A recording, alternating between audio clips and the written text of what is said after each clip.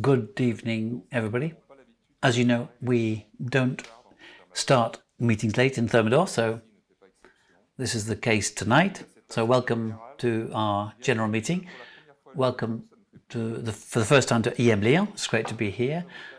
Big advantage of this amphitheatre is that people have to come in at the bottom here, so you'll be seen when you come in late. I hope it doesn't happen too much. So, just to remind you that this meeting is physical, so 200 people here today, and also digital at the same time. For a number of years now, we've had broadcast live so that our shareholders can follow. And at the end of this, everybody will be able to ask questions. It's also nice to welcome some students who are involved in a program called the Next Challenge, organized by the company C2AI, which is a small company which promotes training and information around the finance sector.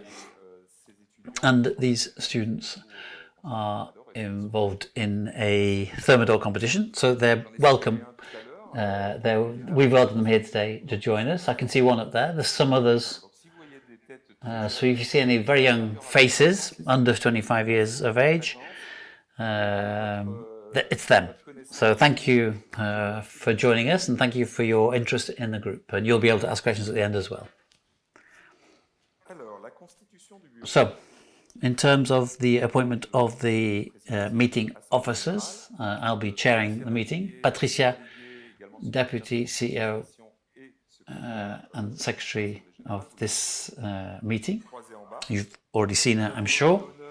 It's a great pleasure for us today to have two representatives from our main shareholders, Jakob Massury, who will speak certainly later on. And he's representing Norman Renford, who, as you know, is our biggest shareholders, with 9% of shareholder, and Ryan Ojani, representing Crédit Mutuel Equity, who are also here. Thank you for your being here.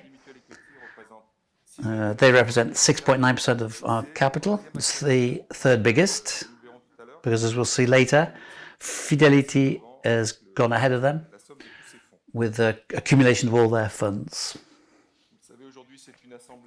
You know, this is an ordinary and extraordinary general meeting, so we have to get past the quorum of 25%, but we're already past that. I discovered the figures with you. Well, those aren't final figures, but we know it'll be above 75%. Patricia will give us the final figure later on. Please have a seat. Oh no, a former employee of the group who's late. How on earth did that happen? So, we have the quorum. The meeting can deliberate, so I announce this annual general meeting open.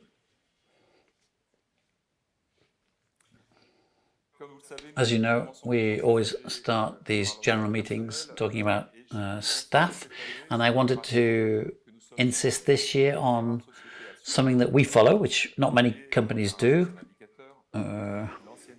which is annual average length of service, and this year it's gone up a bit. So when we talk to the young people over that, they look at us with wide open eyes. But we're at 9.75 years, which is up on last year, which has probably got something to do with the arrival of Kinox and C2AI, two companies which joined us in 2025, and they have a very loyal set of employees.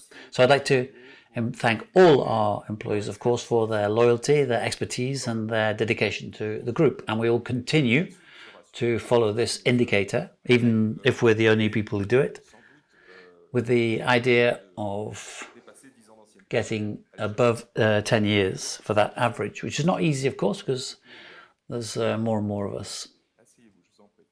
Please have a seat.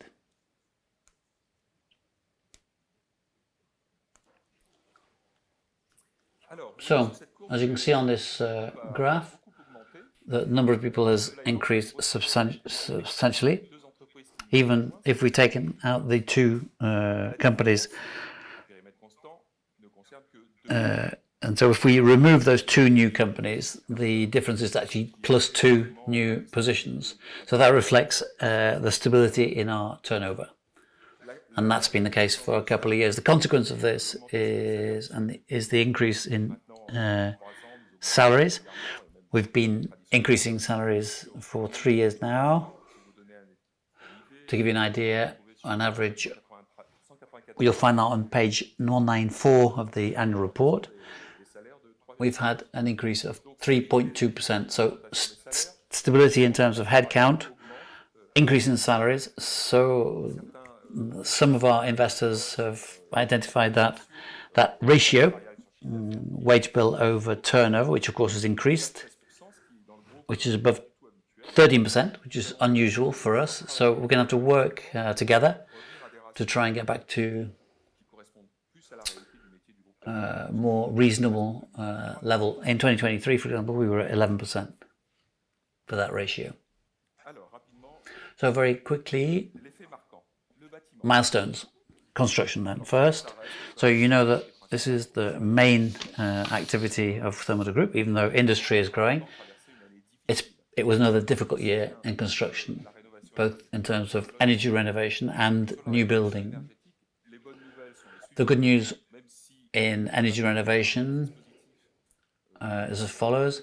I'm not going to talk too much about MaPrimeRénov' because there's been ups and downs and lots of instability with this funding scheme. But in spite of this unreliable source of funding, we've been able to increase through heat pumps in particular, and has been stable for Thermador groupe. And that's especially important for the group.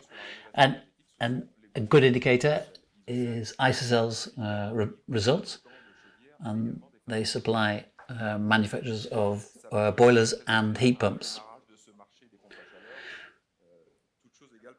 And we think that this market is in for a good future. In terms of new housing, 2025 and 2024 were bad years, but 2025 was slightly better.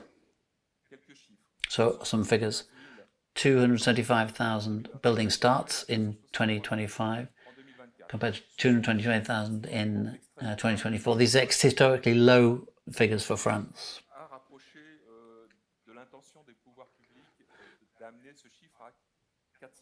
So the idea of the authorities is to increase that number to 400,000. So you can see that's a big difference. Building permits increased, 15% up. So that would suggest that there's a better market ahead in 2026.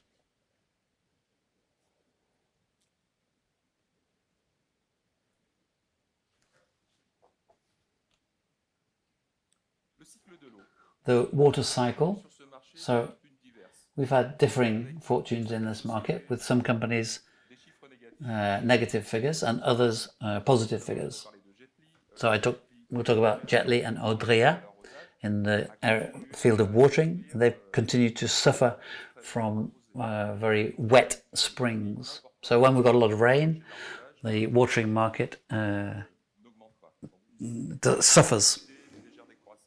So we've had between stability and slight decrease in activity for those activities. DPI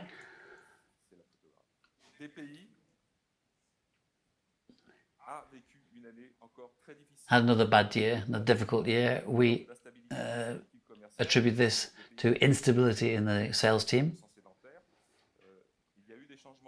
And there were changes in the team, and that explains some of that loss, 15% over the year in terms of turnover. So I'll talk about that in terms of the projects, because we've taken a number of measures at DPI to put things right. Alexandra is not yet here. Not here yet, okay. In terms of water cycle, good news on the swimming pool market because of AELO, our subsidiary, which has increased its turnover in spite of a difficult market, both in terms of innovation and in terms of products and volumes. And Spherico has been able to get back market share in the water cycle market because they're selling valves to companies like Lyon. Is Olivier here? He's there. So the cocktail, if you have any questions or during the cocktail or during the question sessions, you can ask him any questions you may have about the water cycle. Industry now. So once again, this year, it was the most resistant in the group. It represents 29% of the group's business, and this will increase with the arrival of those two new subsidiaries, Klinox and C2AI. It's developing in France and internationally, so that shows how important the industry activity is important for the group. As you'll see in the chart I show you later, that this activity concerns 9 subsidiaries from the Thermador group.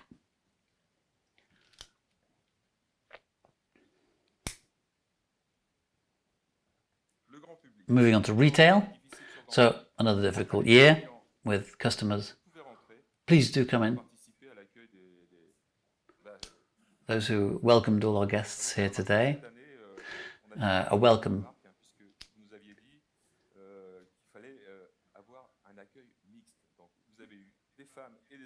So we were told last year that we should have mixed reception at the entry to the meeting. So we've done that this time. You got both ladies and gentlemen. So come back to retail. Another difficult year because customers grouping together. 4 major players, which cover 90% of market share.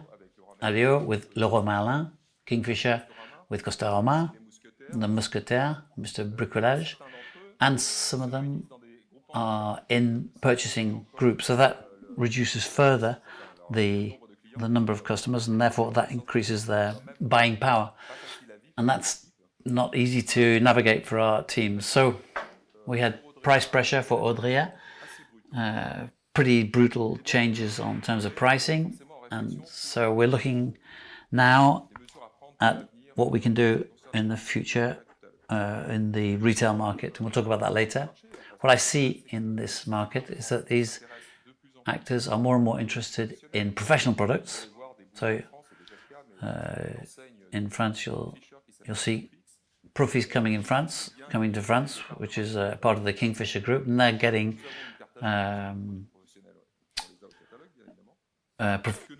pro channel business. But we also see major increase in online sales. So our customers know how to do that. We also know how to do that, of course, but I think it's important that we should be able to accompany our customers on these marketplaces online or even via our own websites.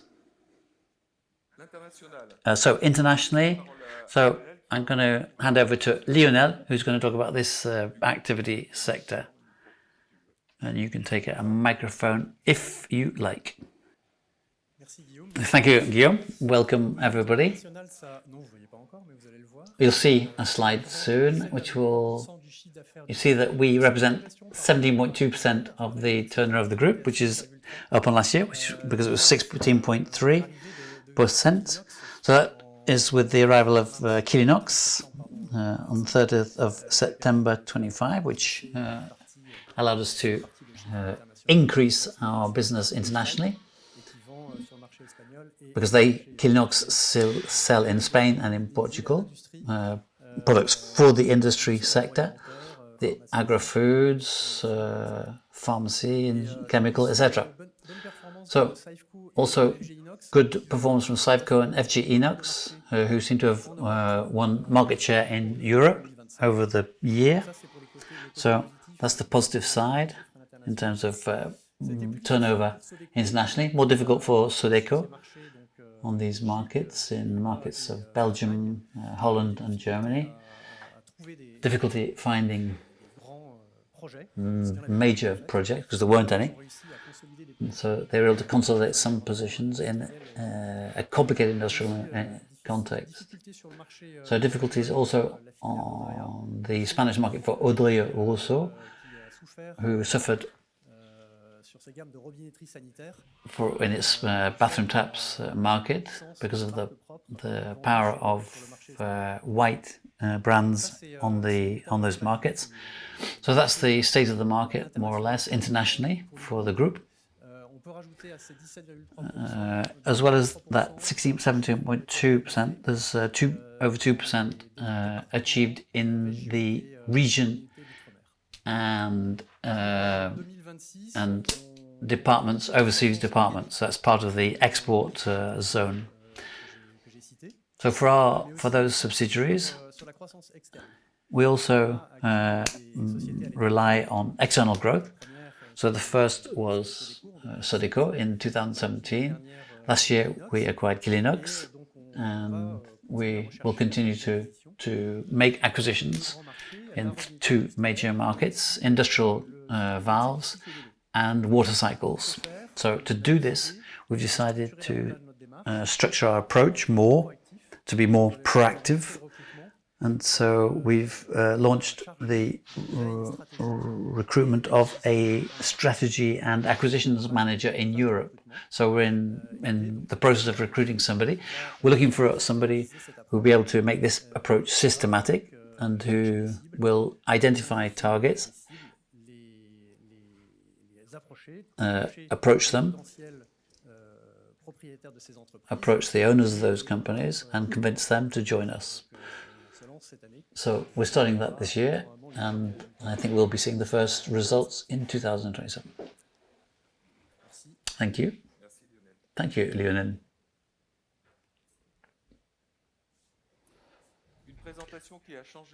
So, presentation which changed in the URD, page 28, more graphic representation of the group with the holding, which supports the group for finance, IT, sustainable development, and supply chain. We have two specialized companies.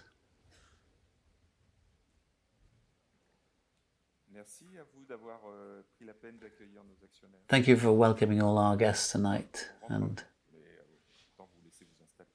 we'll give you the time, leave you the time to get settled. But thank you for your work. So, a real estate company and a communications company called Opaline, which does the communication for all the subsidiaries and organizes events like this. So those are the support activities, and then we've divided our activities into four major activities: water cycle, retail, builds, construction, and industry. So in the water cycle, 3 companies. In retail, also 3 companies. Construction, 5 companies. And in industry, 6 companies, which are specialized in those markets. And then there are others, 3, which have crossover activities between different sectors. So that illustrates the organization of the group around these major activities. And we appointed a manager, if you like, for each of those groups. And there are therefore 4 managers, plus the transversal role of Safeco. We're not going to cut these companies up. This is not our intention. But as soon as we can do so, we will bring you figures which correspond to the precise and audited figures for those companies. And I think that will answer one of the questions that will be asked later on. So fortunately, Patricia will be here to answer. So, major milestones, stabilized price effect, which is practically 0, so minus 1.4. So we predicted 0 at the end of the year, and it actually ended up at minus 1.4. Dissociation of mandates, and that. Why are we speaking about that?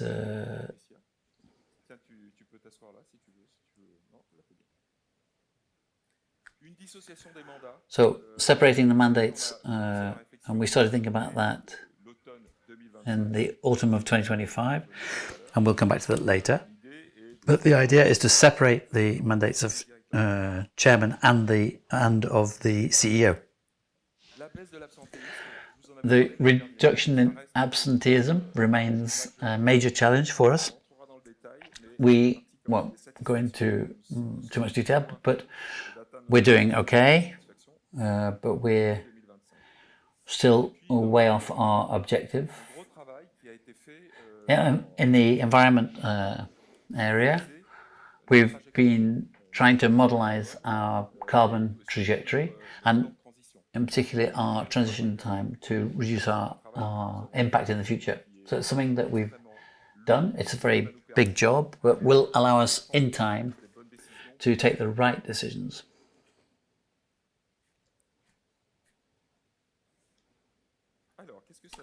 So in terms of turnover,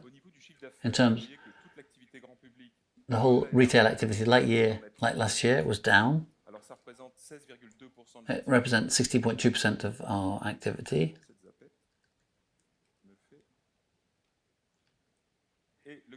And the pro channel is more or less stable. Well, that's good news for the profitability of the group, because it is the most profitable section. We finished the year practically stable in terms of turnover, but to constant scope, a drop of 2.9% in terms of turnover.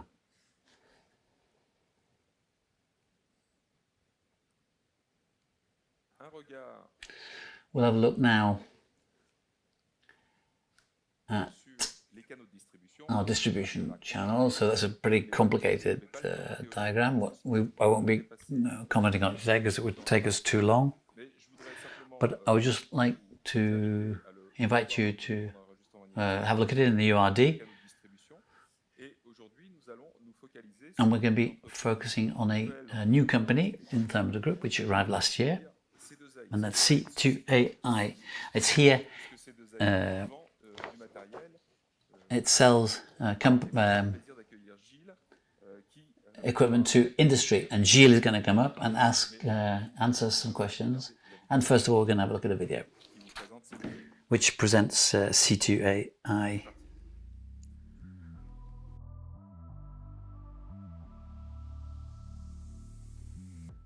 In industry, performance leaves no place for approximation.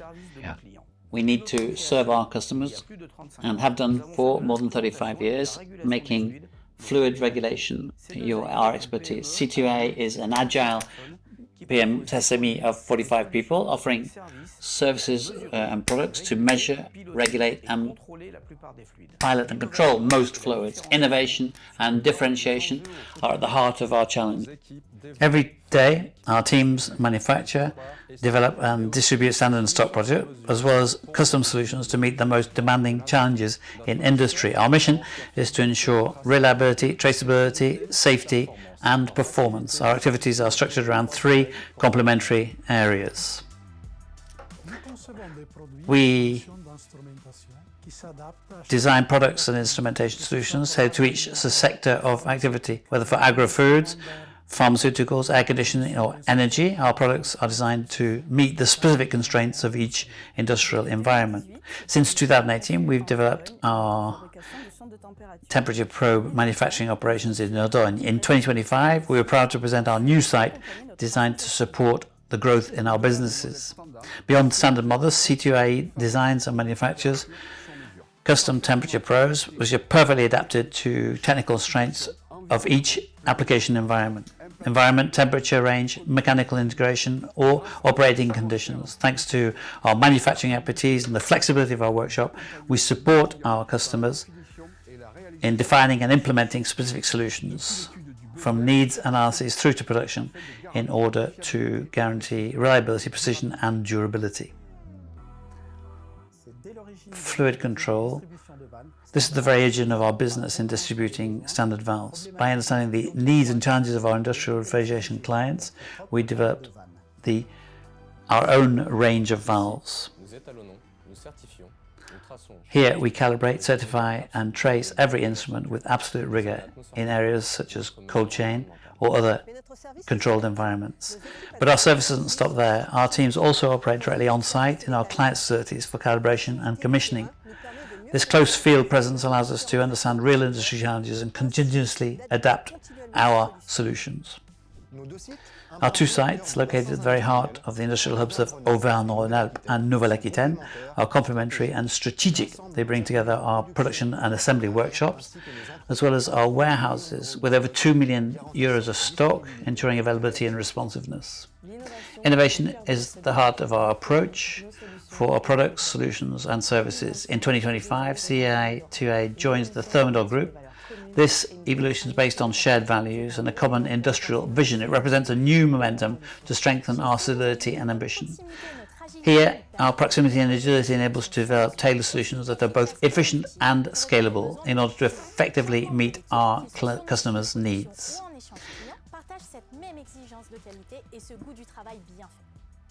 And we all share the desire to do good work: environment, metrology, measurement and fluids, helping our professional customers.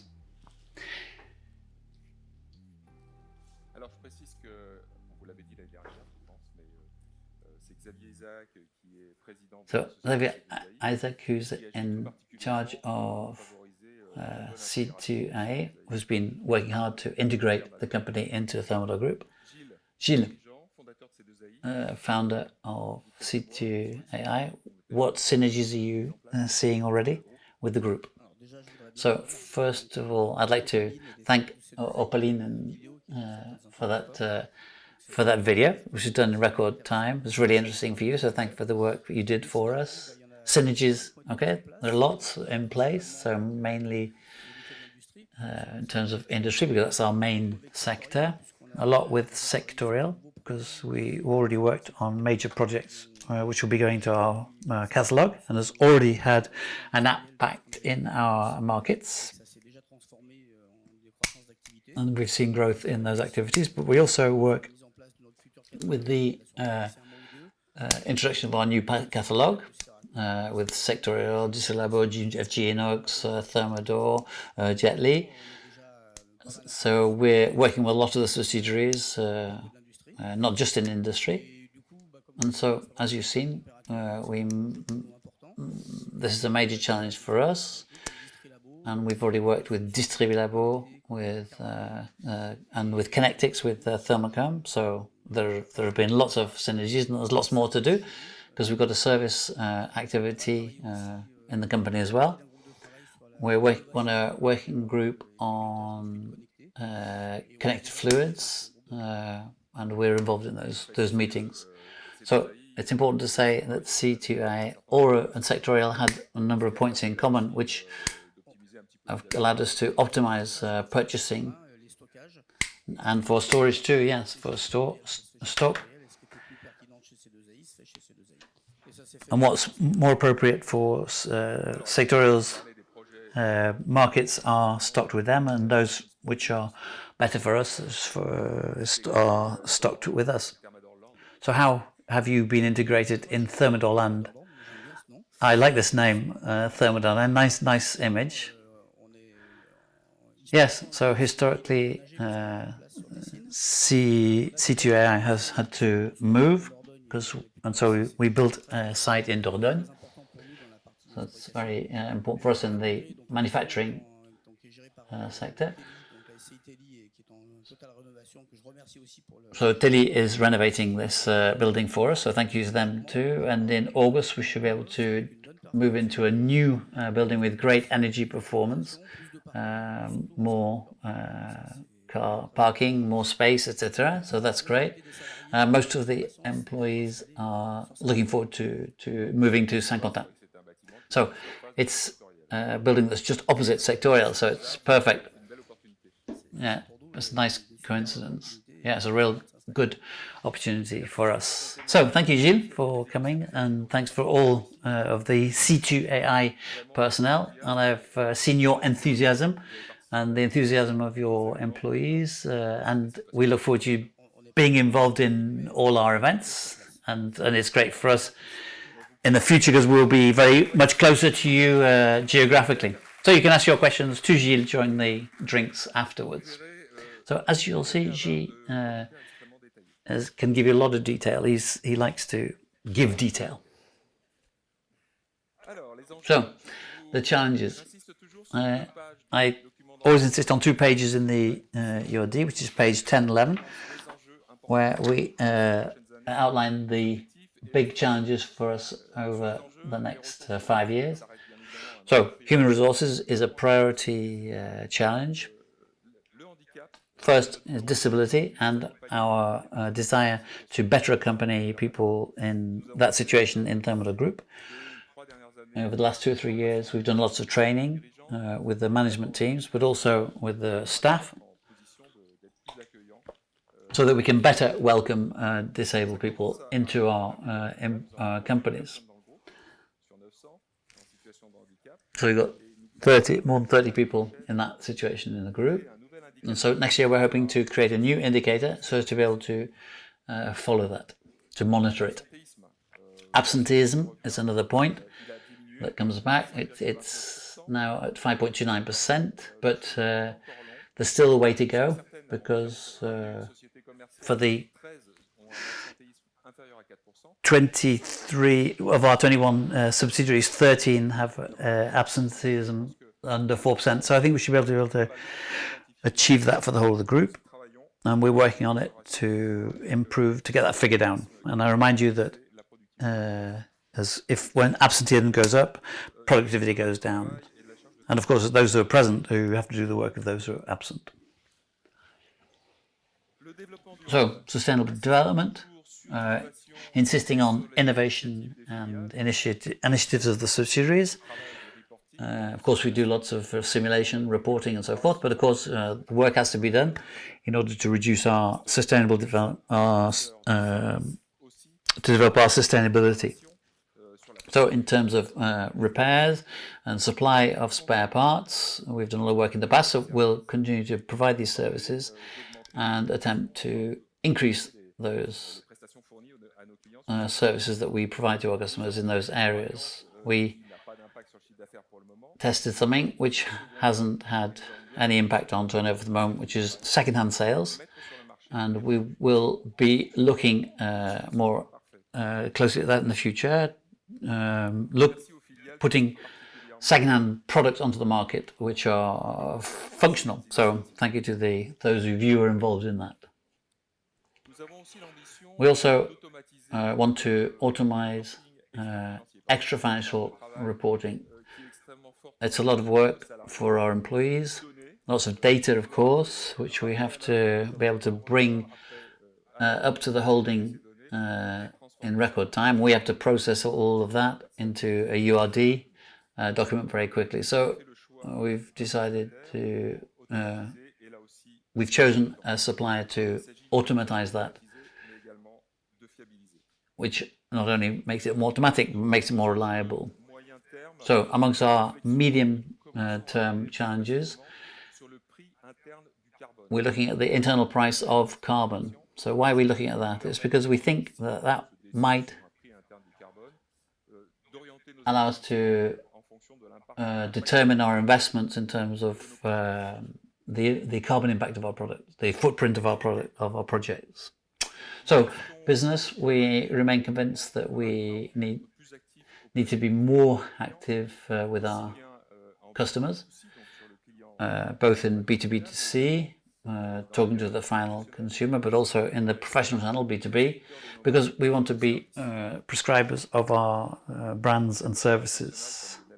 International development is also a major challenge, of course, and lots of work will be done in 2026. It's already started on the subsidiaries who are either facing difficulties or who have lost some money last year, or who are being integrated into the group. So DPI, Thermacome, which slightly in the red, XLR also, and also operational work to accompany C2AI and Kilinox in their integration into our group.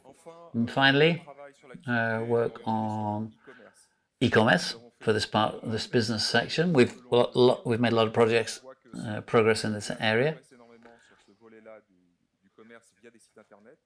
via web sales, and we intend to continue that progression. Digital transformation remains a challenge for the 30 years ahead, certainly, with the objective of providing tools for our teams to promote e-commerce, but also the idea of gaining productivity via computer tools. 18 people now at the holding working on those topics. For the subsidiaries who are never satisfied because they've always got a new idea before we finish the previous project, but the idea is to better satisfy their needs. A lot of work is being done currently in the holding and in the subsidiaries on AI and all the implications thereof for the group. And of course, there will be more and more in the future. And we're also working on cybersecurity to avoid that. We did have an incident last year which affected us. So in terms of logistics, so we've always got the idea of protecting our people because physically it's a hard job, and we want to accompany our teams, including people who are 50 years and over, which work in these difficult jobs. Work also on automation, and a project which has already begun. We talked about it last year for Sferaco. So part of the warehouse has been automated. So the first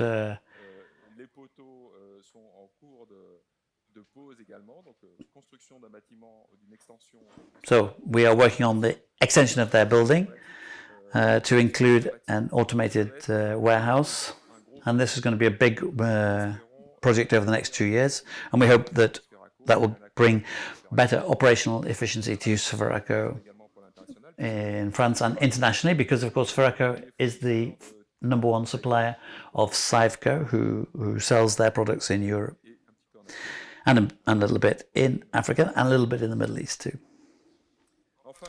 And finally, geopolitics. So we try to distribute risks. Of course, 2/3 of our supplies come from Europe, and 1/3 of that comes from Italy. A lot of the know-how of the group is based on Italian know-how historically. 33% comes from China and Taiwan. And when you look at the geopolitical problems we face today, you can see the risks. But I would like to emphasize that we don't have any supplies coming from the US, and it's true that sometimes danger comes from unexpected sources, shall we say. I would like to speak about our Chinese suppliers who are innovative and really listen to our needs when they're open to being challenged by our suppliers from other countries. And we're working on them, and we are seeing our Chinese suppliers being very cooperative and innovative in helping with us. If you'd like to talk about China, I saw Qing earlier on. She's over there. You can't miss her. But please don't hesitate to ask her questions about our Chinese suppliers. And of course, she can answer you in Chinese if you'd like. In terms of the group strategy, we're not changing. Our ambition is to double in terms of turnover every 10 years. So that goes for turnover and profitability. The objective is to make sure that our company remains independent and will last over time. So it's just not increasing. It's not just about increasing turnover just for turnover's sake, but to increase profitability as well. And as you can see, the last 2 years, we've lost a bit of ground compared to the 2019 strategy, but all is not lost, as you've seen, and Patricia will comment on that later. We still have a little bit of cash stashed away, and that will allow us to make acquisitions if we see opportunities. So, levers of growth, organic growth, of course, that's gaining market share, increase in prices, potentially, which could come soon. International business, of course, creation of subsidiaries. There's no short-term in the project in the short term, but that could be a lever of growth. External growth, of course. All that respecting our sustainable development objectives, our sustainability objectives. So on this topic, once again this year, we overachieved in terms of our priority objectives. You know that amongst the 200 indicators in the URD, 19 have been chosen because we believe they're a priority for the group, and for those 19 indicators, we're ahead of the game.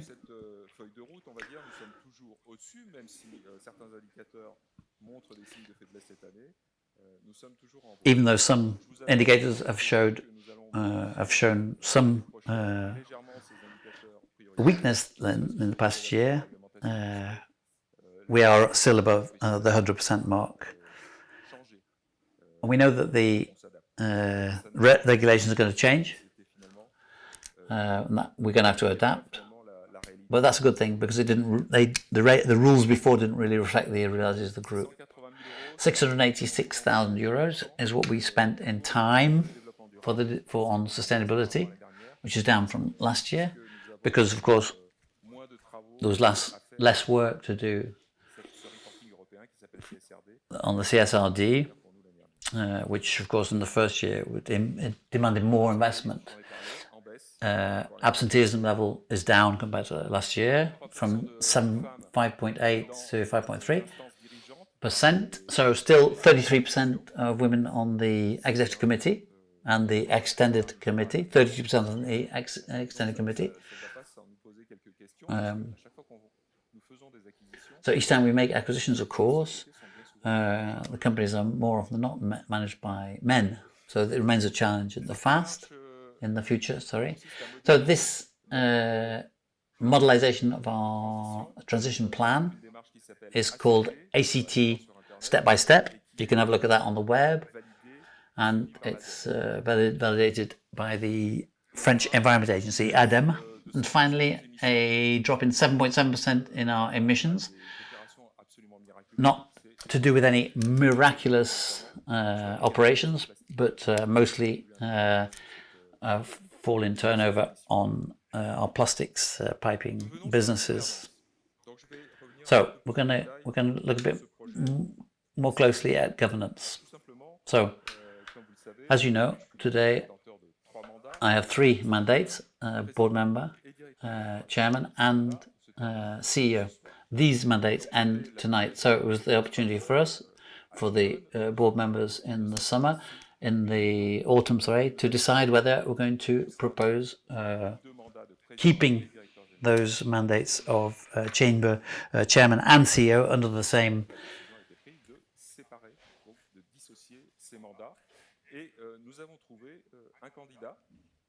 So we found a candidate to replace one of those mandates. So as Olivier Divon de Clerget, who you know, he's been with us for a number of years. Also director of a listed company, and I'll ask Olivier to come up and say a few words so that you can get to know him a bit better. Thank you, Guillaume, for your introduction. So 10 years that I've been board member, independent board member for Thermador groupe. Some people know me through the company LDSC, which I founded 30 years ago, but I'm here to talk about Thermador groupe and the subject of changing governance this governance change is part of a development over time, which has been spoken about tonight. And when the board talked about this subject, we looked at different candidatures and candidates, and my candidature was chosen. So I'm very proud, I'm very happy to be able to allow this change to be made and participate in this transition in terms of governance. So with my knowledge of Thermador, I will be able to help the group focus on operational issues. So that's part of the objective here. Thank you to all of you. I'm available, of course, during the drinks session afterwards, and we'll be happy to answer your questions then. So I'll hand back to Guillaume.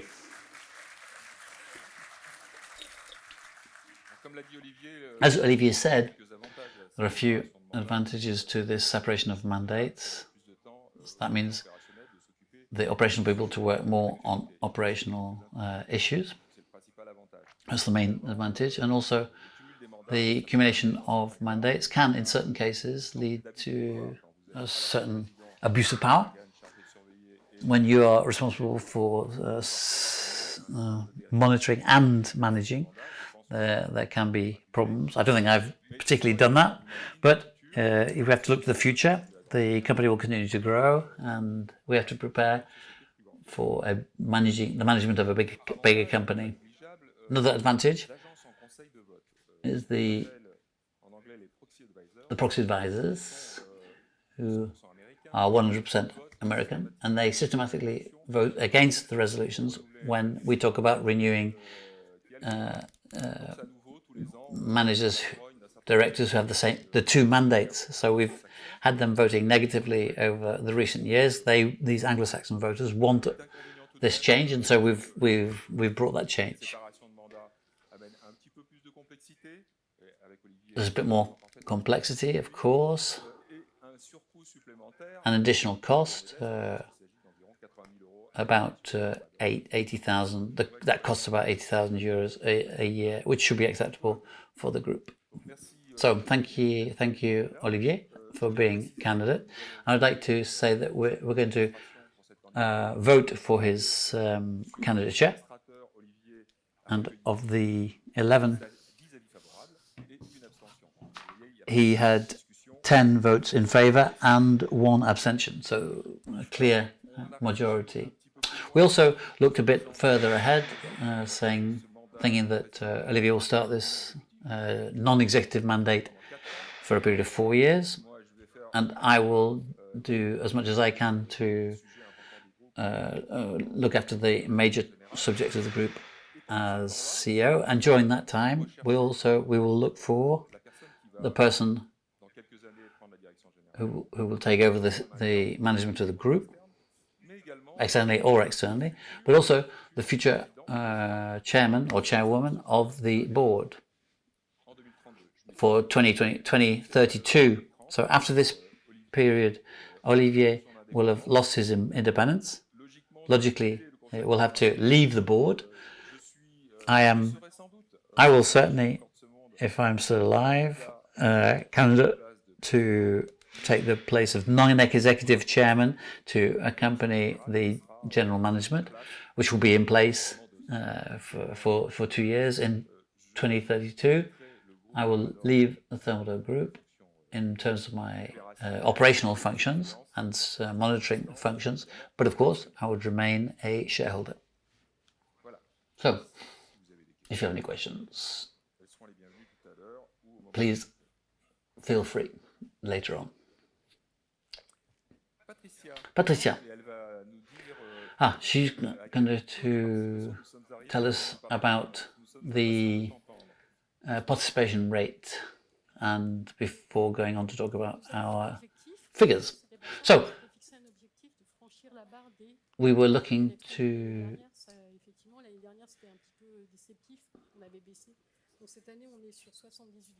So, 78, over 78% with 200 voters.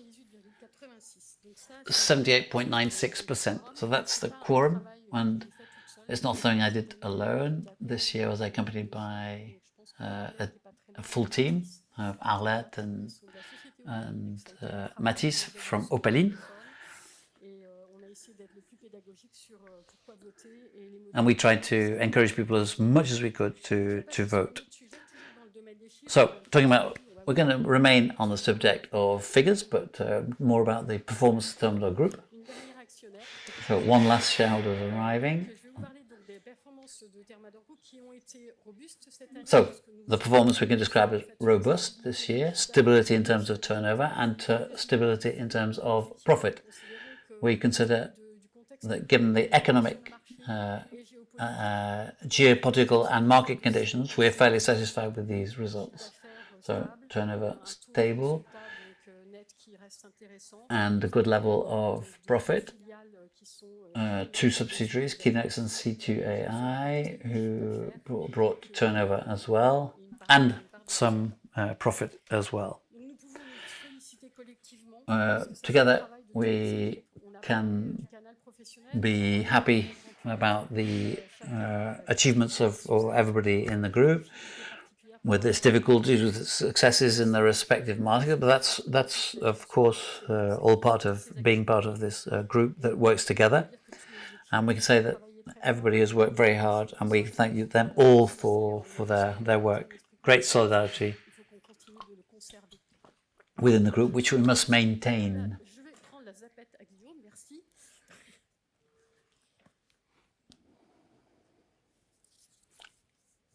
So, this was turnover and profit. So now we're going to look at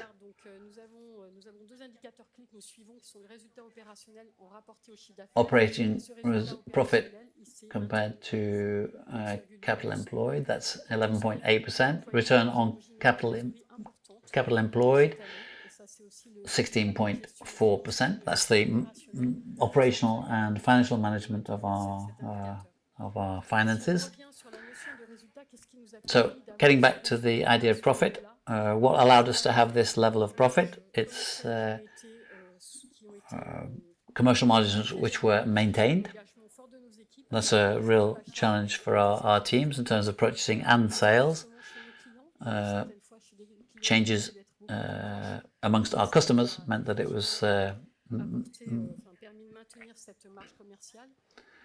which allowed us to maintain this profit margin. The dollar effect this year helped us, but we obviously had to manage that. And then there are also costs, transport costs. That's part of our commercial margin, and those were elements that contributed to maintaining our commercial margin.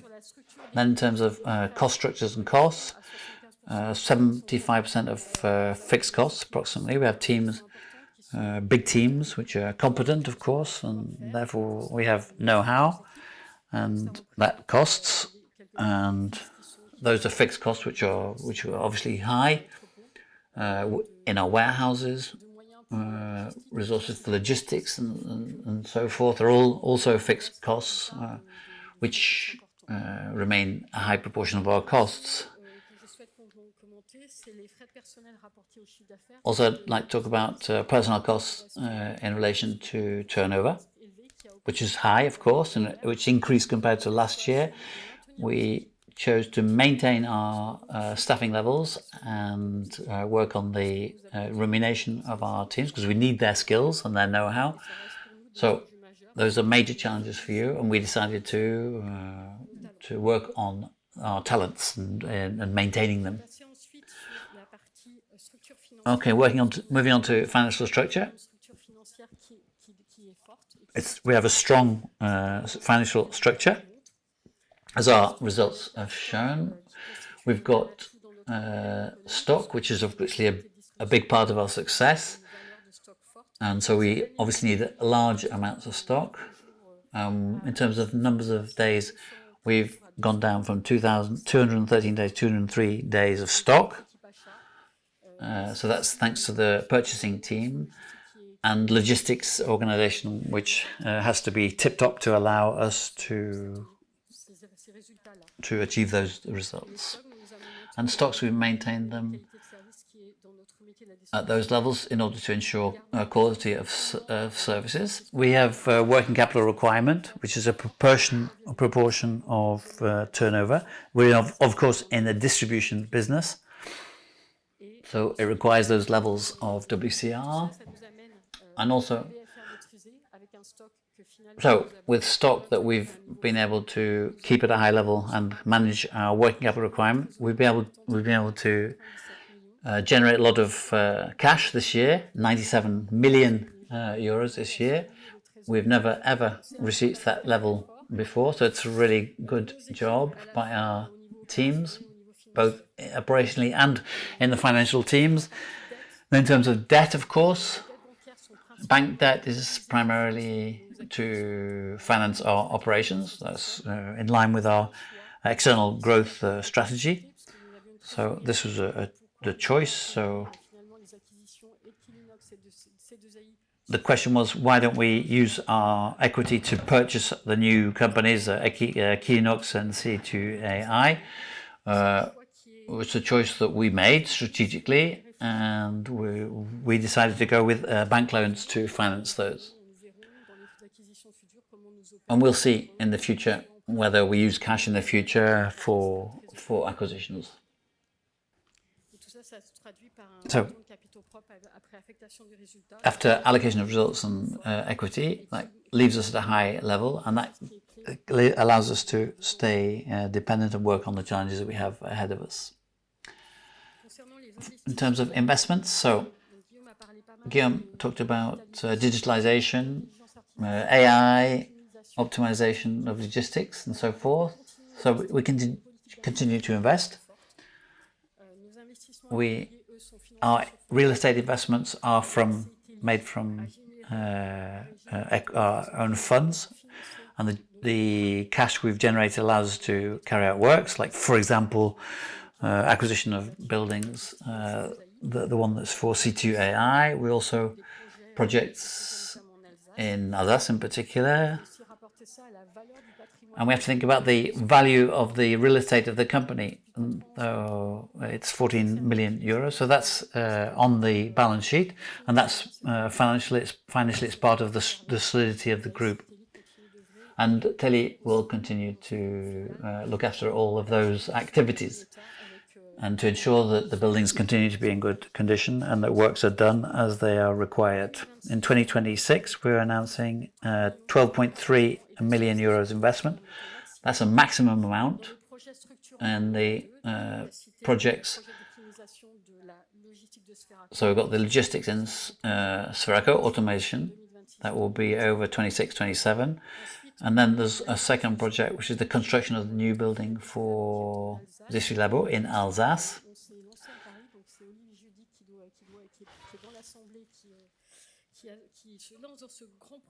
And this is a major project, was to get a environmental performance certificate, and that will allow us to capitalize on this type of competence in the future, and once again it creates value, of course. And then we're going to continue. We talked about digitalization in our investments. There's a lot of investments linked to digitalization, warehouses, but not only warehouses, but there's also electronic invoicing. We're going to be working on those subjects. Lots of productivity gains to be achieved in that section. And also in AI, it's also important for us that it respects the competences of our team. So we need to go quickly, but respecting the know-how of our staff and making sure they continue to work efficiently. So we've named ambassadors in each subsidiary to be able to work together for better operational efficiency in terms of AI. So Guillaume, I think Guillaume's going to talk about shareholding. So I'm going to hand over to the next part. So excellent news for the level of participation together, over 78%. That's fantastic. We're very attached to that in Thermador group. Thank you to everybody who's organised the event. I think that's also I think it's a record. maybe one day we'll get over 80%. So that will be absolutely fabulous. So good news, there are more of you.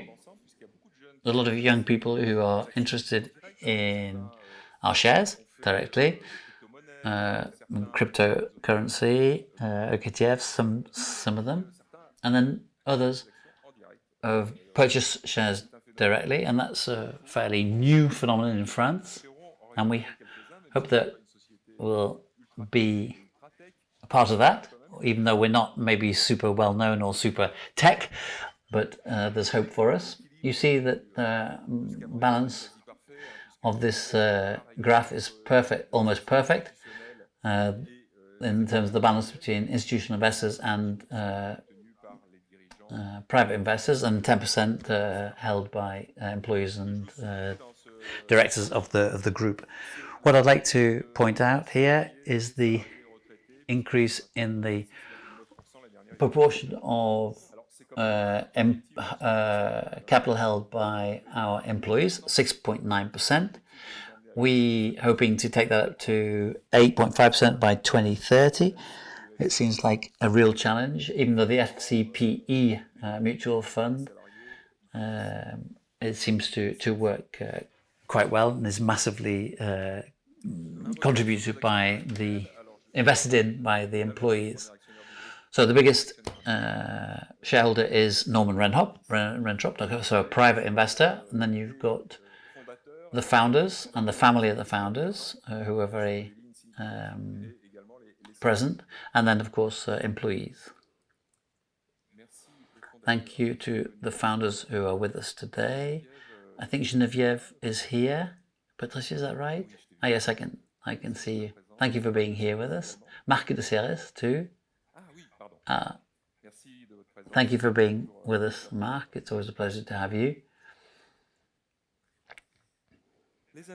So, institutional investors, so some changes this year. As I said to you before, Fidelity likes our level of English because they've increased to 7.82% through several funds. Crédit Mutuel Equity is still there.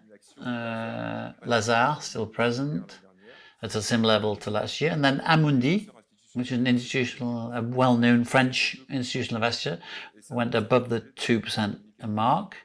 That was the subject of a press release we put out. 21% for foreign investors, plus the 9% of Norman Rentrop, so that's 30% is foreign investors. So what I didn't say early on, which is important, in terms of private shareholders, 25% of the capital is held by a shareholders pact that you'll find in the ORD. It's a short-term pact because it ends at the end of this year, 2026.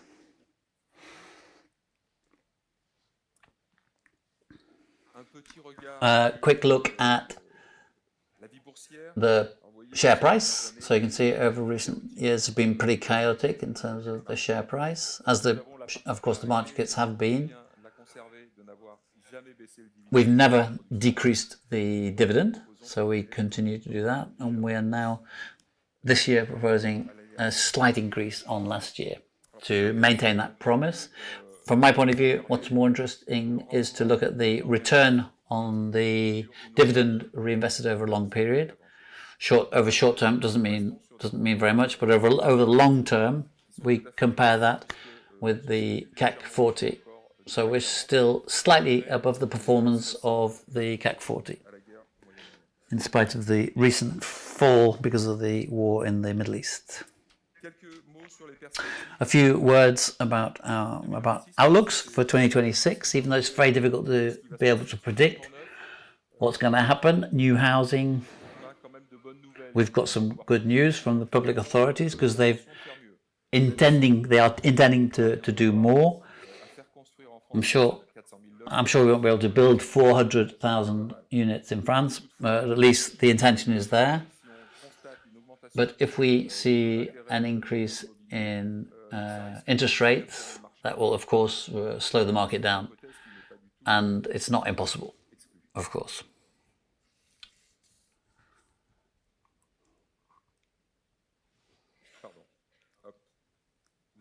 So this chart you know very well, which shows the new builds started, as well as new construction permits that are handed out by the state. So we seem to be in a positive cycle, which is, although slightly chaotic and slow, that of course it's going in the right direction, but of course then there is always the problem of the war in the Middle East. Energy renovation. Next, the public authorities have no more money, as you know, so they're transferring these funds from MaPrimeRénov', which is from taxes, to CEE, which are energy saving certificates, which are provided by energy suppliers, and it works very well, except when energy prices go up. Okay, so the risk is it's more almost a political problem, because the public authorities may put the brakes on that particular market because of the increases in energy prices. So some indicators from our historic customers, wholesalers in heating and electricity. You see that the most recent figures are negative, so over a very long period, but these are monthly figures, and we had a sort of a lighthouse moment in December, but then it's gone back down into the negative again. And this, of course, mostly affects our construction subsidiaries. So we follow the PMI index.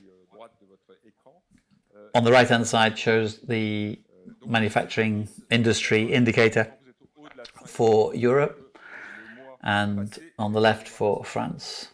And as we remain on 50 in France, there's a slight decline, but in terms of that line of 50, because that's the guide, we see that industrialists are increasing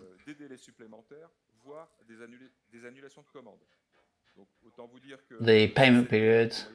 They're reducing their reordering processes, and we know therefore that if this war continues, then this will have a very negative effect in Europe. It's a fragmented market, but so we will do what we can to gain market share, but it remains a difficult situation.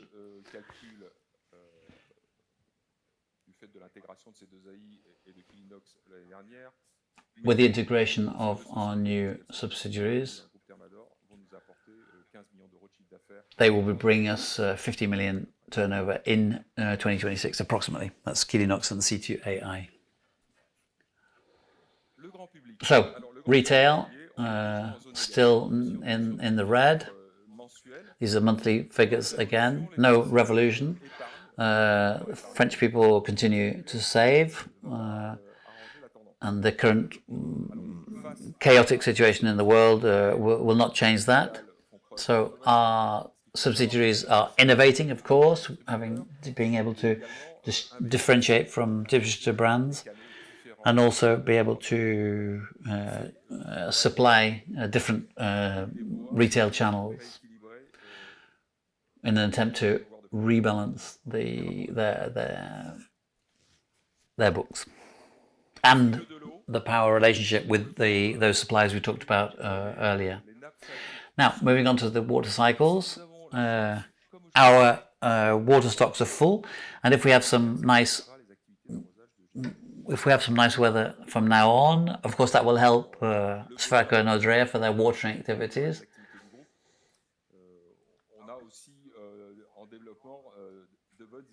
So we're not just depending on the weather, but we're working on new projects, of course.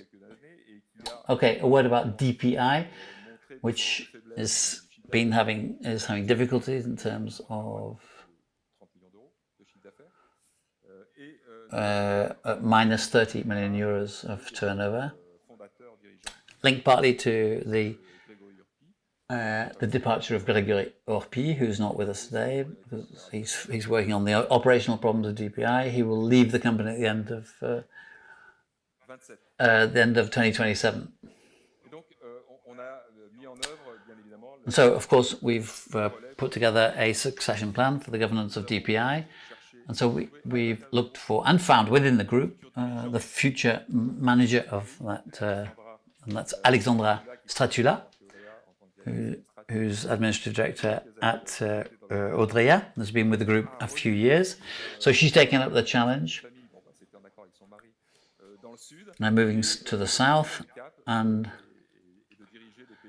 she'll be taking over DPI, and she will be there full-time from September. She's already working on it, of course, but she will take over at the end of 2027 from Grégory Orpi. We've also named a commercial sales manager to re-inject some life into DPI.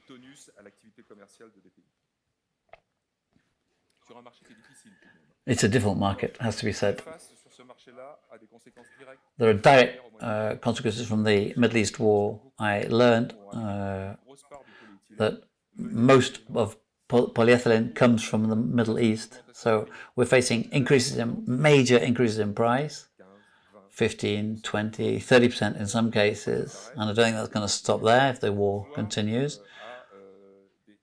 And even shortages maybe of these materials. Here again, we're facing real problems for pipe works, but also Jetly's polyethylene tanks. Jetly's tanks are made in France. There's a bit in stock, but these are medium and long-term challenges. International, okay, we've already talked about that quite a bit. And this year, I won't be making any forecasts in terms of prices for this year. At the end of last year, I said the increase would be between 1% and 2%. It could be more than that.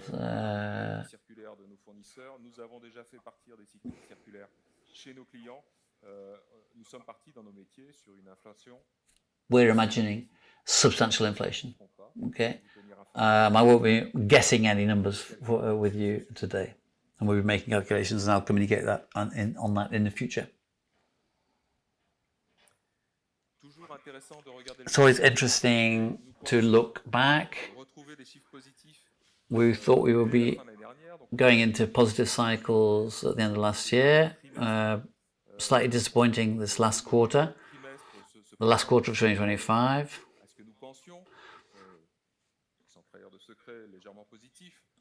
Slightly positive for the third quarter, but we know now that there's going to be impacts from the Middle East war, which doesn't seem to be stopping anytime soon. Isabelle Lost. She's our auditor and responsible for our sustainability statement, and will be giving us some information about the results of her work, or her audit work. Hello, everybody. Oh, yes. So this year we worked on checking your sustainability statement to determine the specificity of our report is in 3 parts. We'll be able to conclude on double materiality, environmental, societal and governance, and also taxonomy. I don't know if you remember last year we talked about the group because the durability statement is very complicated and you had to work from the DPF, and we made no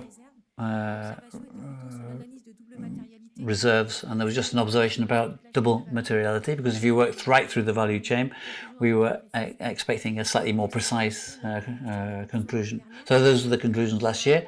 This year is once again with no reserves, so well done to your teams, but no observations also, and that's a real performance. So that means the materiality doubt was lifted. There was a focus particularly on greenhouse gas effect. We obviously have to refer to a standard, and your your result was of very good quality. We've already said that, but we noticed there was a problem in relation to the standard because you didn't take into account growth. So the group explained the reason for this, but we couldn't say it was compliant because it had to be set against the ESRS standard. But this is really a best practice because the effort has been obviously made, the work has been done subsidiary by subsidiary, and given the complexity of the work, the idea was to work on volumes. I'm lucky enough to work for a number of groups, and so well done on that because it's real best practice. The third conclusion concerned taxonomy. It's a particular case for you because indeed Thermador is a trading company and the trading part is not applicable for taxonomy. So had you been a manufacturer, you would have had to report on that part. So you went for voluntary taxonomy declaration. That's best practice in relation to what we've seen. We've got certain bank groups that have done that exercise. And I think the conclusion is verification. Our audit produced no reserve. So congratulations and thank you.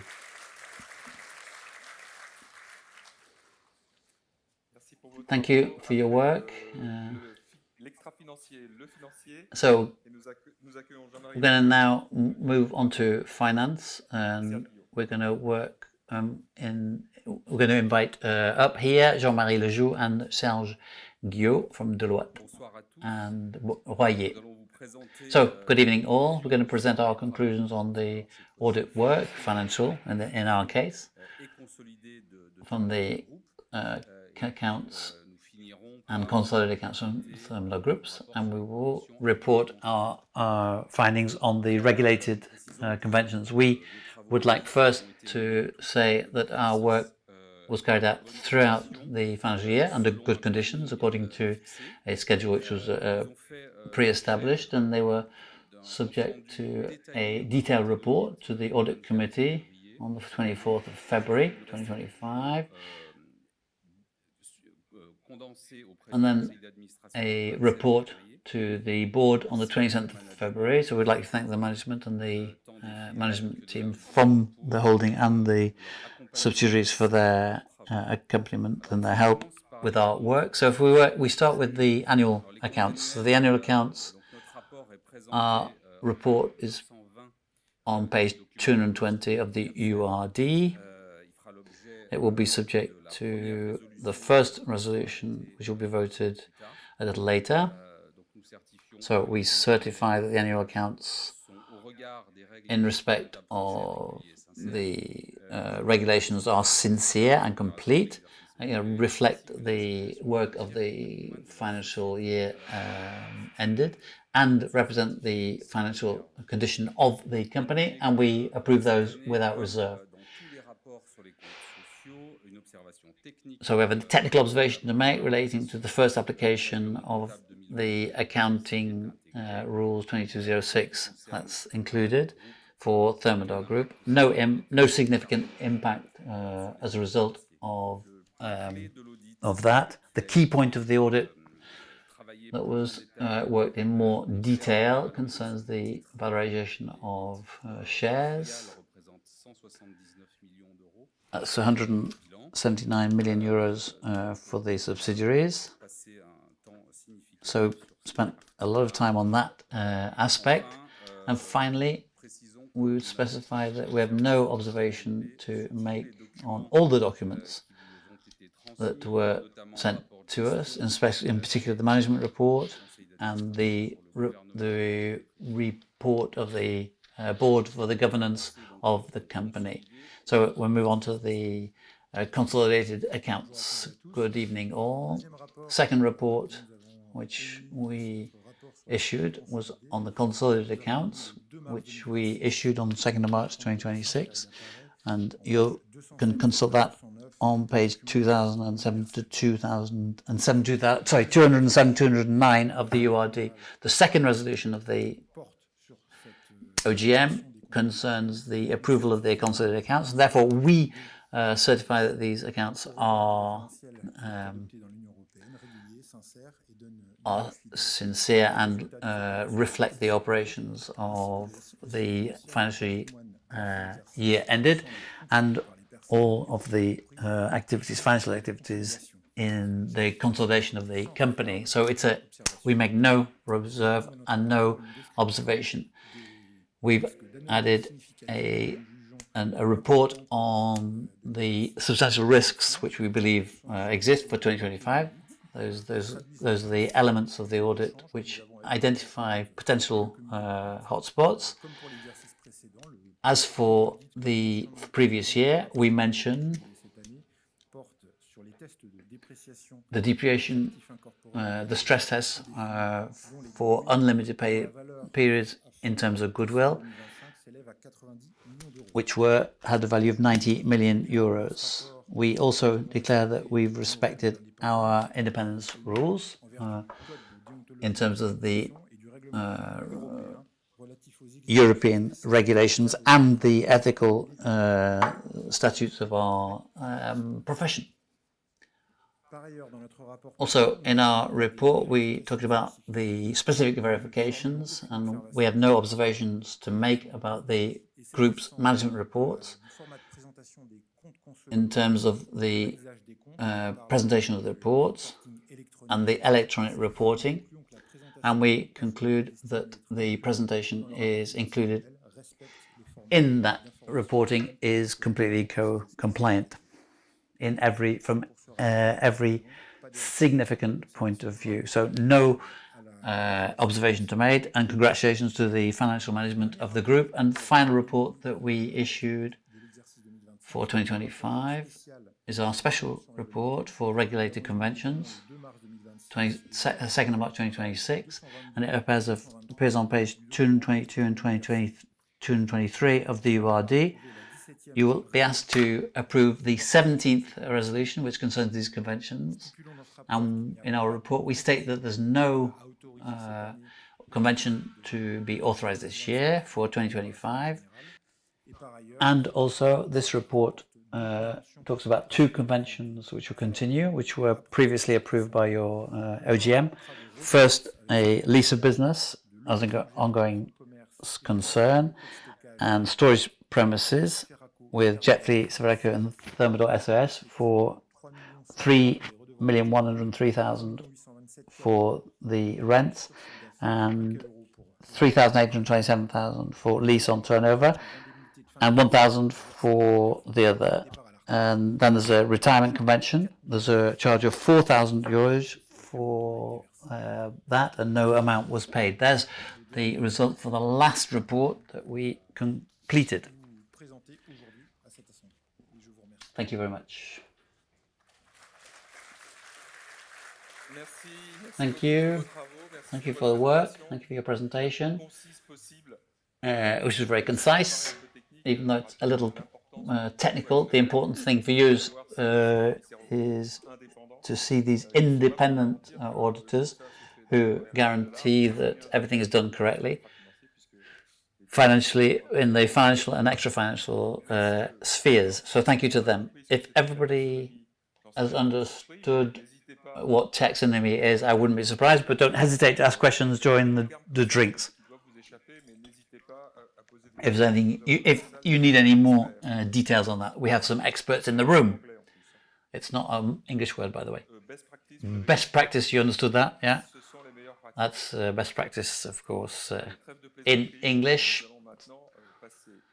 So now we're going to move on to the questions, and I imagine that our first shareholder, through his representative, would like to speak, as is usually the case. Hi, good evening. Thank you for giving me the microphone. My name is Jakob, Massury, and I'm representing Norman Rentrop, the biggest individual shareholder of the group, who says hello from Bon on the Rhine.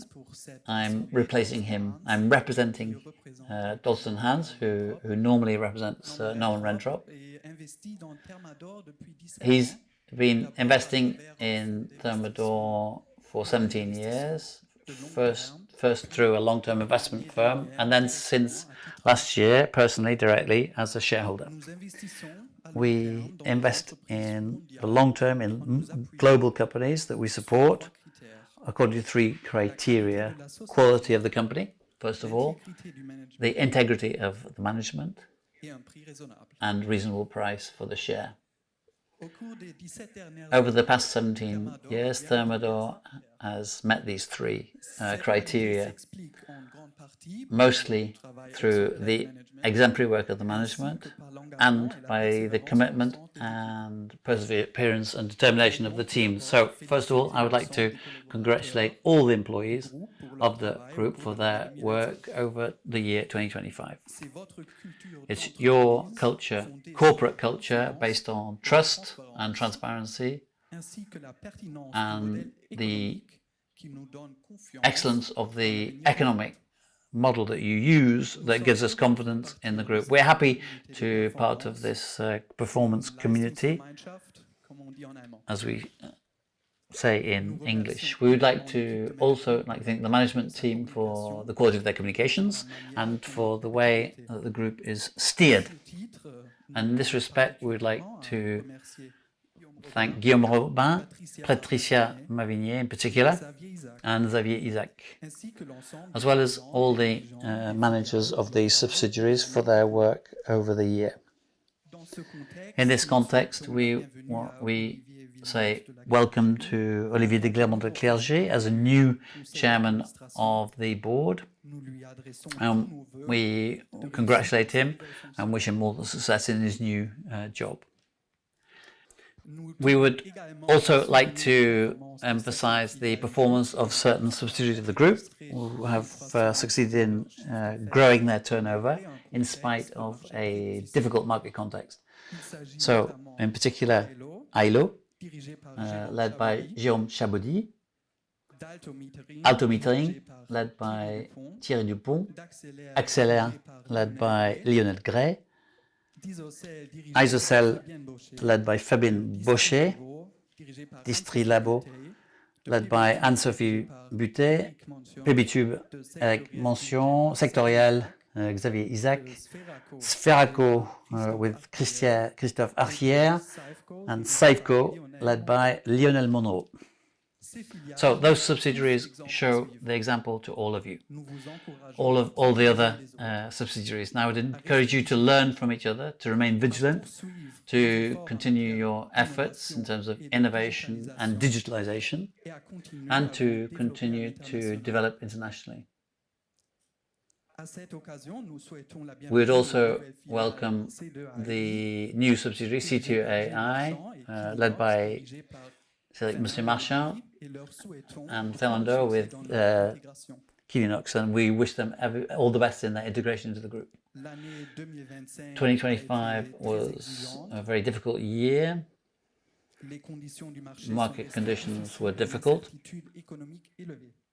and with a lot of economic uncertainty, and of course, unfortunately, profitability went down, and that's why we cannot approve an increase in the dividend, and therefore we'll vote against the 3rd resolution.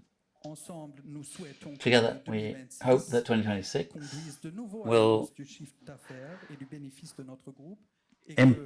see an improvement in turnover and an increase in profitability, and that next year we'll be able to approve an increase in the dividend. We know that we are participating in a long-distance race, and tenacity and perseverance will pay in the end.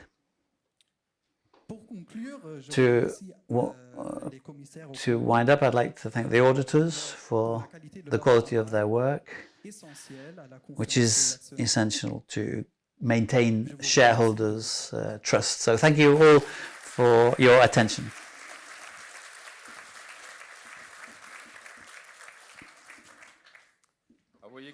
So you see, when I say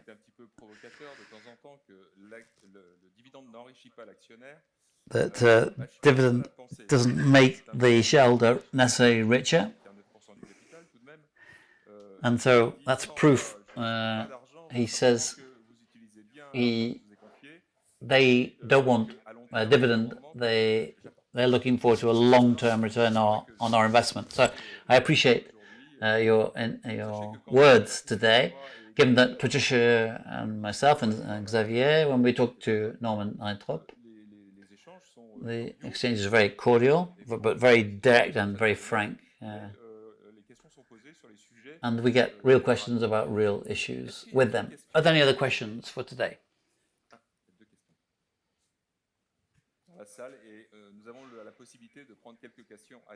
So we can take questions remotely also. Hello, everybody.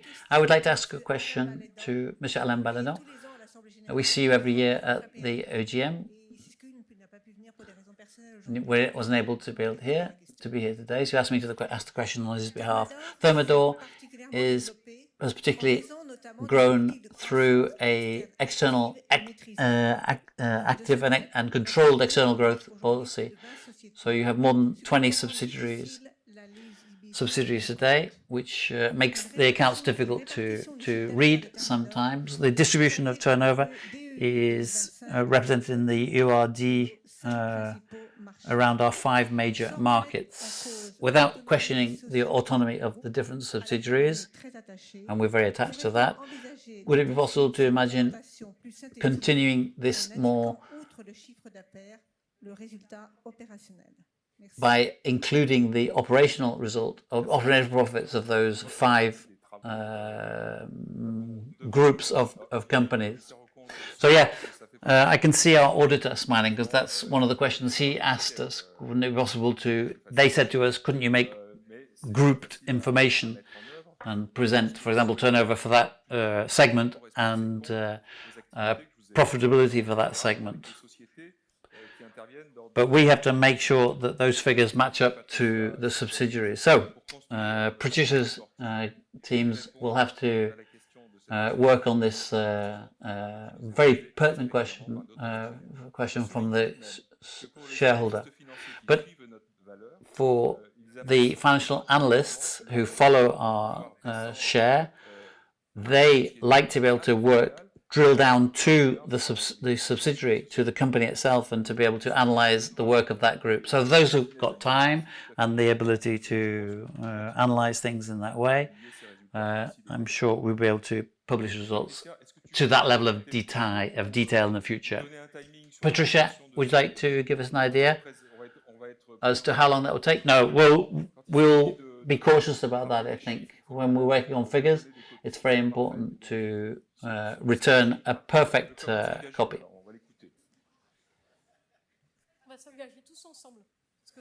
So it's not something I can do on my own. We will be committing to that altogether. So it's be with the directors of the subsidiaries, and we'll have to how we'll be able to group that financial data into not only subsidiary units, but also to groups of companies in those poles of activity that we talked about early on. And we need to know from you how you see your result.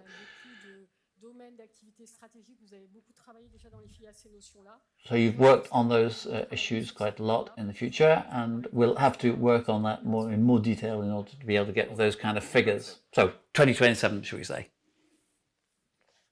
Another question.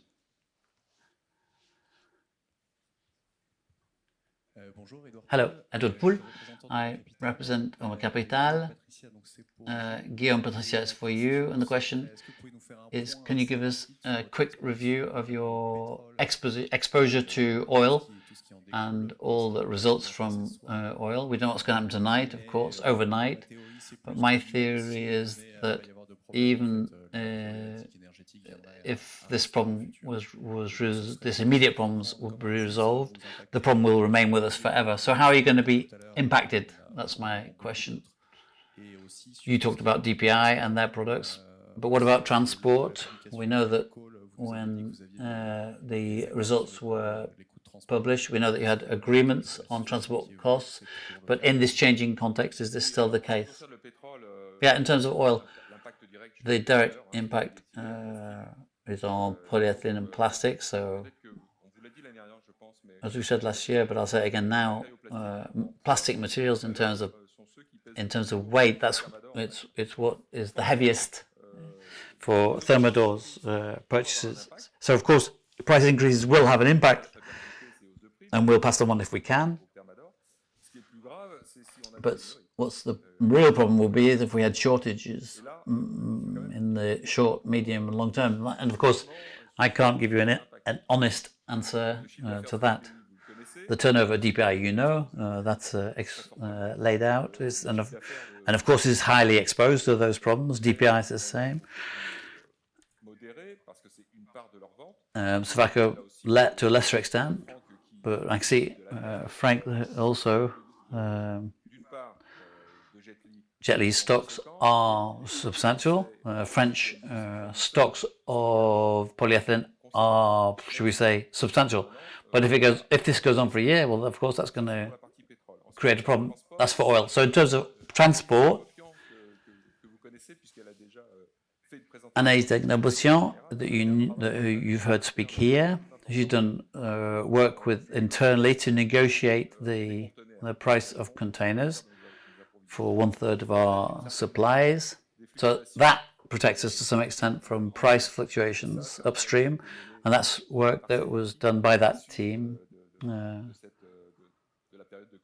after the COVID period. In terms of transport prices to our customers, we have contracts too, and we have to accompany the transporters who are partners, who will, of course, impose price increases on us because of prices rising for fuel and so forth.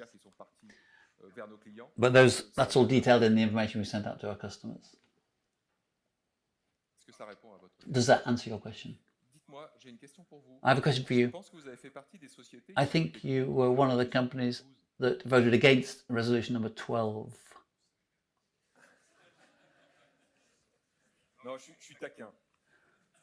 I'm pulling your leg a little bit, but it's a resolution which involves asking the shareholders if they agree with the idea of remuneration policy export. It's one of the mechanical resolutions, legal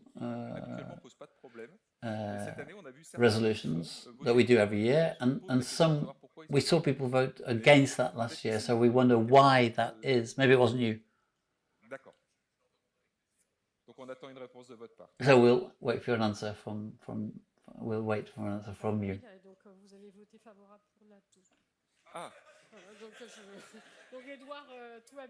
It's okay, you voted for. Okay. Thank you, Patricia, for that information. I thought I'd seen it in the list, but I must have got it wrong. Any questions? Any remote questions, Arlette? Yes, a question concerning the impact for Kilinox in terms of the fraud affecting that company. So that cost us 400,000 euros because of this fraud to Kilinox. It appears in our URD. We're quite transparent about it. In terms of the measures we've taken, well, simple measures. In terms of cybersecurity, we don't communicate too much because the more you communicate, the more you're targeted. But here, it's important to say that the director of Kilinox fell into a trap, which is really fairly basic sort of trap, and no IT could have protected him against that kind of trap. So the measure we've taken for the future acquisitions clearly is to have cybersecurity training for anybody who has signature for the company, any company we purchase in the future. The mistake we made was that we thought that the manager of Kilinox had the same knowledge of this sort of thing about the other directors of the group, and other managers from the group, faced with this attempt, rather laughed about it than falling into the trap. So we continue to work on these subjects, but we wanted to be completely transparent about what had happened. So Patricia said that from time to time we might be able to get back a small amount a small part of that 400,000 euros, but I'd prefer to say that it's lost completely, and if we get anything back, that'll just be a bonus. Any other questions? So we tried to contain, we tried to limit the time, and we were criticized last year for running over to 2.5 hours. So we're going to try and keep within the 2 hours. So if you've got no more questions, we're going to move straight on to the resolutions. I forgot to mention the presence of the presence of Guy Vincent's family. So I'd like to mention that because 2 of his grandchildren and his daughter are here to represent the Vincent family. Thank you for being with us today. And you know that it's a great pleasure for us to see you here. So we're going to move on to the resolutions.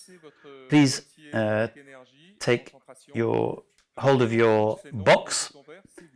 So the red button is no and the green button is yes. So we'll just do a little test to make sure it's working correctly.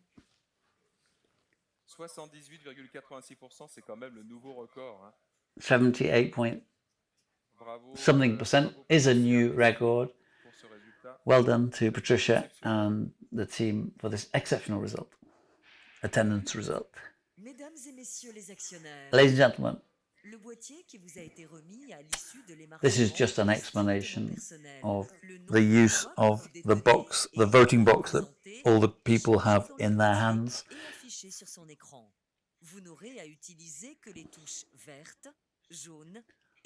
Just to explain that, how the box works. La touche jaune correspond à un vote abstention. La touche rouge correspond à un vote contre.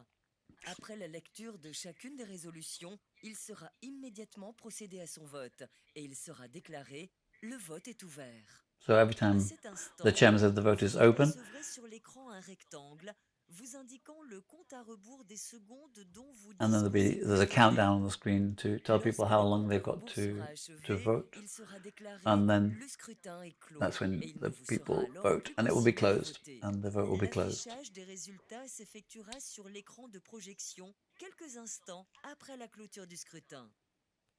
Dernière précision, merci de bien vouloir éteindre vos téléphones portables pendant la durée du vote et de restituer les boîtiers à la sortie de la salle. Turn off their phones during the voting process, so as not to interfere.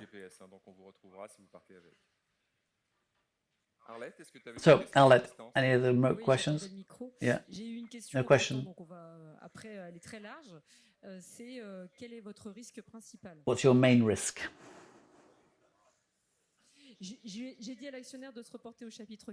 I invited the shareholder to read chapter 4. I would say the social risk is the biggest.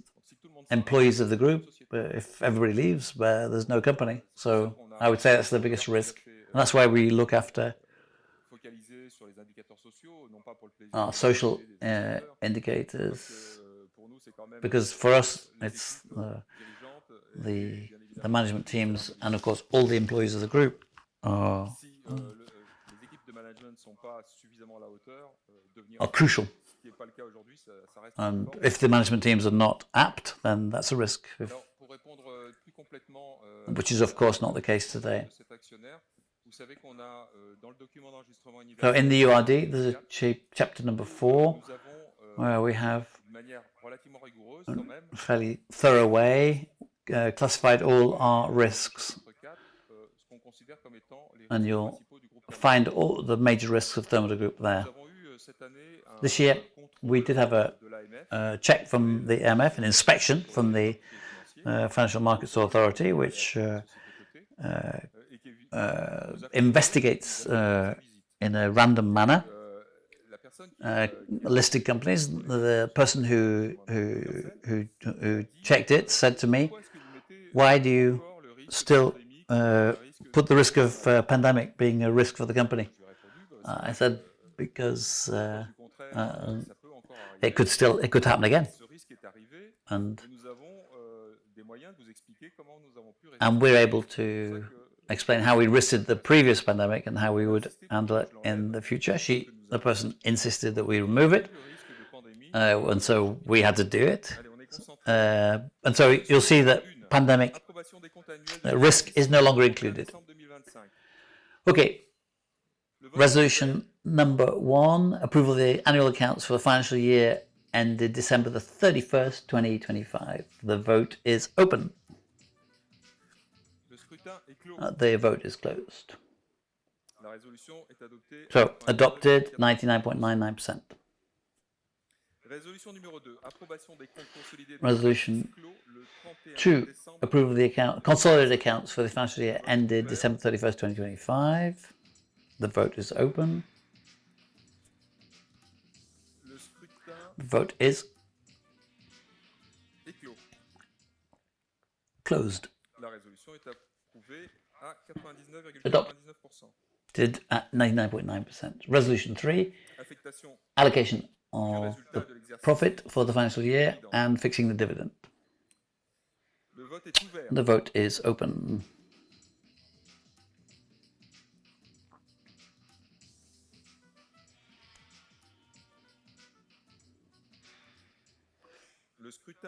The vote is closed. Adopted 88.29% for the reasons you know now. Resolution number 4, appointment of Mr. Jean-Philippe Paul as board member replacing Mr. Philippe Vartel. Oh, he's looking, giving me murderous daggers.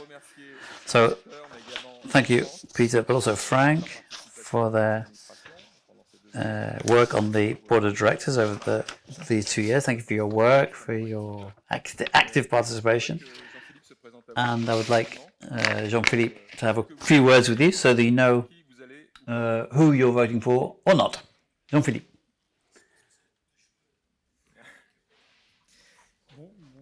Hello. I'll be quick because it's very hot and we're all very thirsty. I am 55 years old. I'm from a sales background. So I've trading in throughout my career. So Facom, first of all, I'm sure you know the tooling company for the DIY people amongst you. Then I joined the group in 2006. I was recruited by Hervé Leguiam, who's here today, and who I say hi to. The historic leader of the group. I worked 17 years in Sferaco, in different jobs in the sales work as a traveling salesman, then sales manager, and ended up director of sales alongside Christophe Arquier. And then I was given responsibility for running FG Inox when Philippe Bernardet retired. And so I'm very ambitious for FG Inox. We hope to be part of the short list because I think we're in the list of those who weren't mentioned today. So I hope next year to be part of that list mentioned by the shareholders.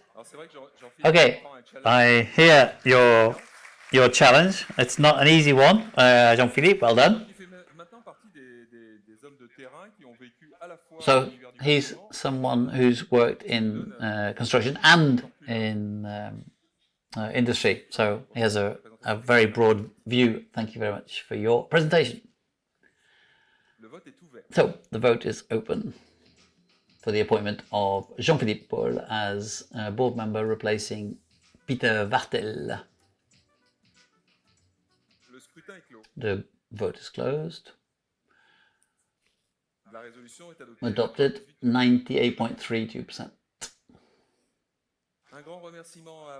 Thank you, Marion, who was with us on the board for 4 years, has really committed, who was really involved, and she even had time to have a child during that time, so that required massive organization, and she wanted to hand over to somebody else to allow them to live this experience. So Claire, who was elected by fellows,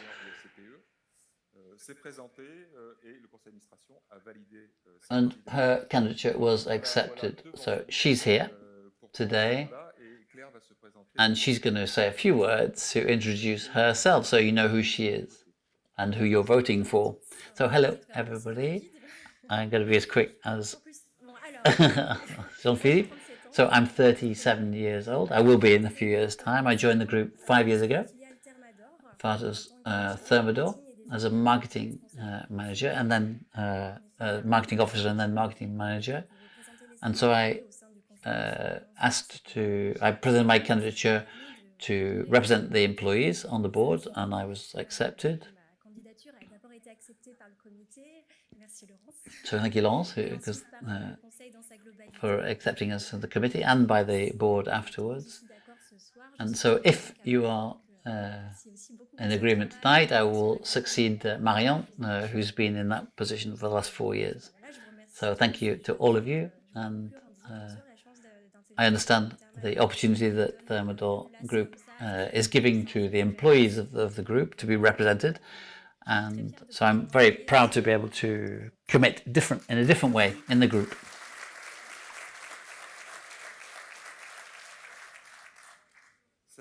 So it's nice to see young people like that coming through, dynamic.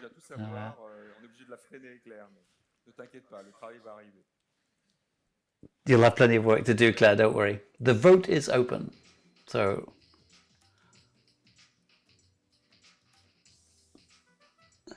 on a resolution number 5, approved 99.99%. La résolution est adoptée à 99,99%.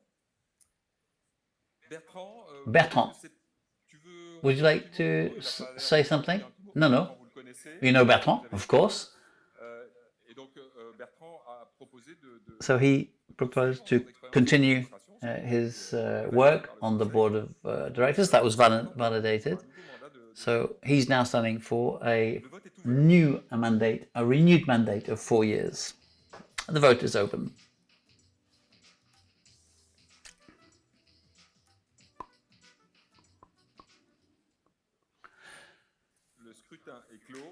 The vote is closed.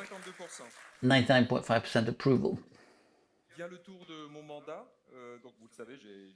You know that I've just passed the 60-year mark, 60-year-old mark, and I think I'll be operational for the next 4 years. So I am putting myself forward as a new mandate as board member for 4 years. The vote is open.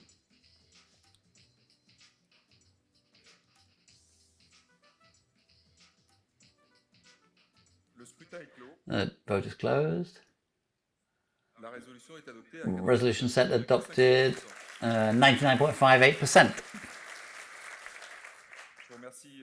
Thank you sincerely for your trust. So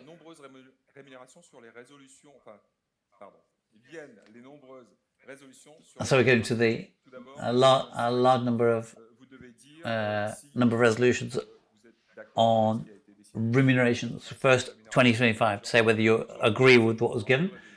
2 resolutions on the policy, and then we'll talk about 2026. So in terms of my remuneration, 2025, the vote is open.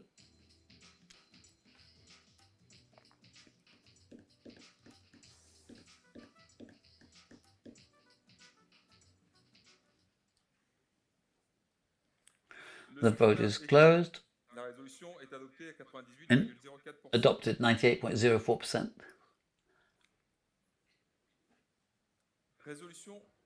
Resolution number 9. Exactly the same thing, but for Patricia Mavigné. The vote is open.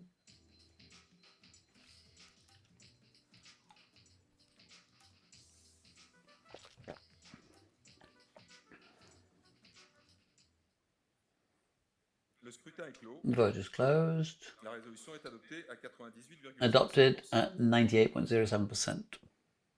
La même chose en ce qui concerne le DGD. The same thing for the deputy CEO. C'est partagé en deux. This was divided into two, Une partie sur Lionel Monroe, one for half Xavier Isaac and half Leon Monroe. So the vote is open.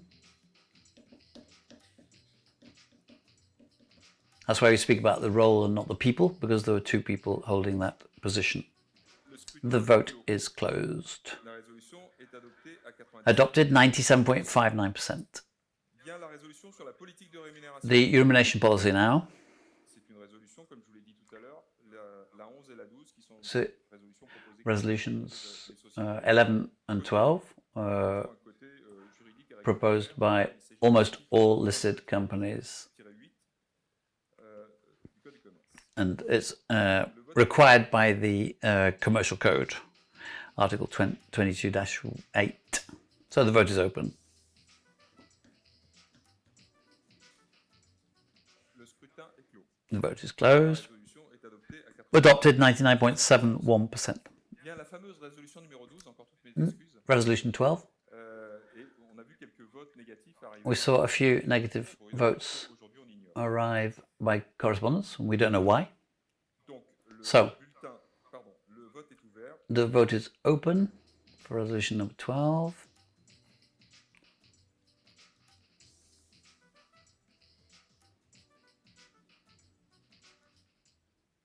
Le scrutin est clos. The vote is closed. La résolution est adoptée à Adopted 91.88%. Resolution to have a chairman in the group, we have to approve his remuneration policy as explained on page 45 on the URD. It's a budgetary amount of 100,000 euros, and you are asked to vote on that remuneration. Vote is open.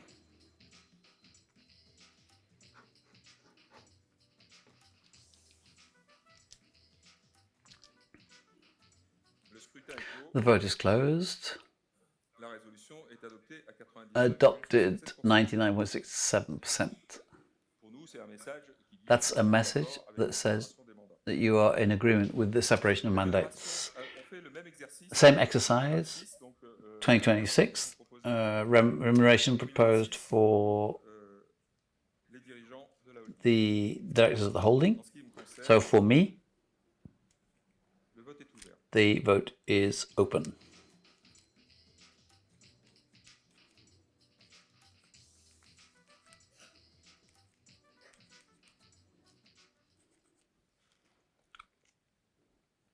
Le scrutin est clos. So vote is closed. À 80%. Resolution adopted, 99.60%. Même exercice pour Patricia. Same for Patricia Marigny. Le vote est ouvert. The vote is open.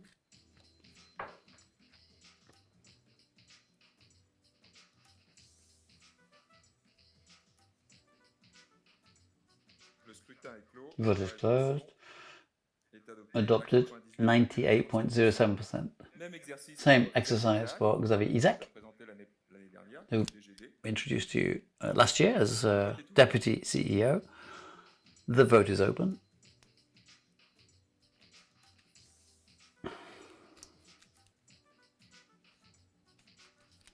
Le scrutin. The vote is closed. La résolution est adoptée. Adopted 97.56%. Viennent les conventions. So the regulatory conventions detailed by the auditors earlier on. The vote is open.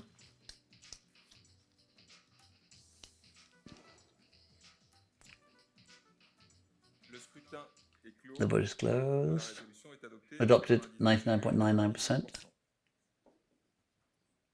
On vous demande l'autorisation, le cas échéant, d'intervenir sur le marché pour acheter des actions. Your authorization to intervene on the market to purchase shares, our shares, À travers de cette résolution. through this resolution. The vote is open.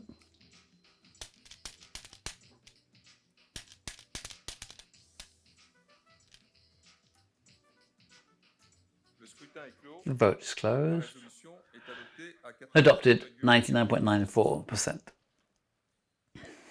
Nous vous demandons l'autorisation également We also faire une augmentation ask your authorization to increase capital if necessary. This is valid for 26 months, not a resolution we've ever used, but it's always good to have your authorization. The vote is open.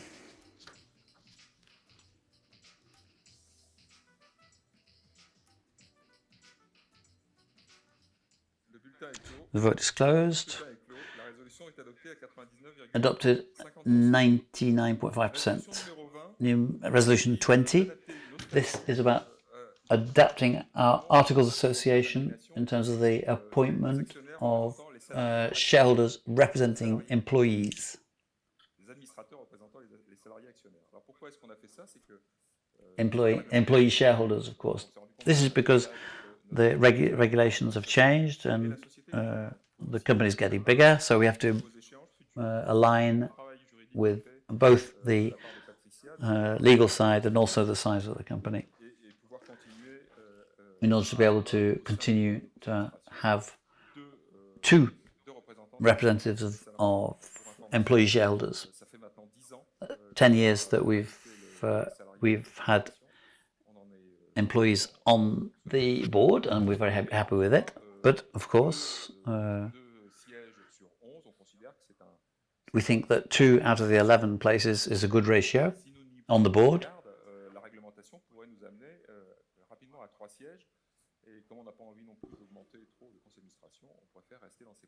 So we prefer to stay with 2, and we want to guard against it going up to, for example, to 3. So, resolution number 20, the vote is open.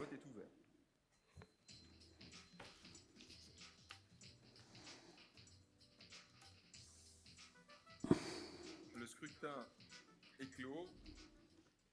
La résolution est adoptée à 99,22%. So adopted. La résolution numéro 21 est une résolution légale. So this is a legal resolution.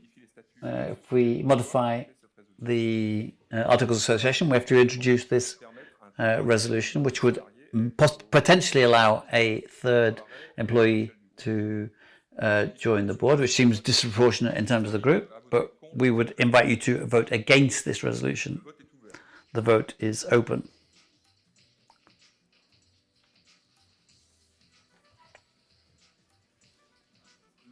The vote is closed. So, resolution is rejected, 77.34% against. And finally, the powers for legal formalities. The vote is open.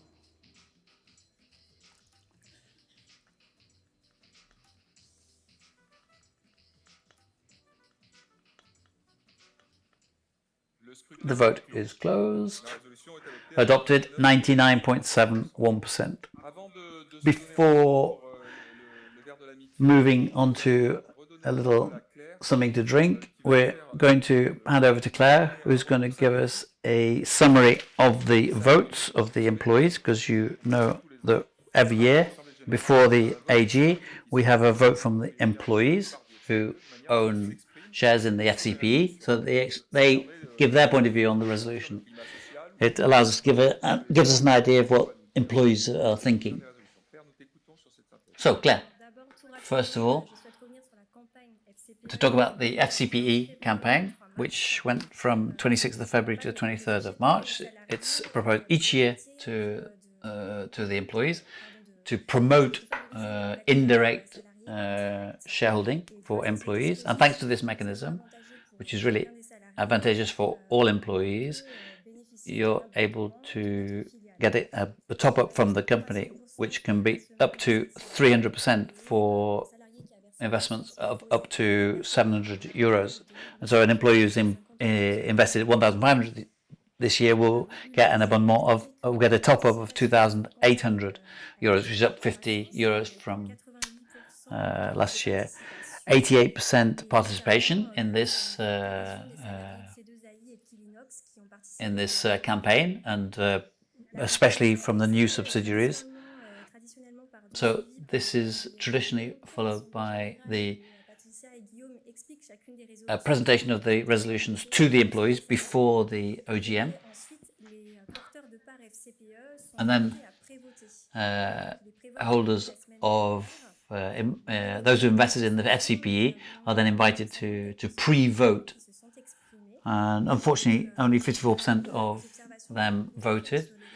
And some of the conclusions that we can draw, we can see that there is a broad acceptance of the resolutions, with a few slightly mixed results. For example, the payment of dividends, where 78.5% voted for. Also, all the resolutions concerning remuneration of the managers, which got between 78 and 85% favourable votes, and the resolution on voting against a third representative of employee shareholders on the board of directors.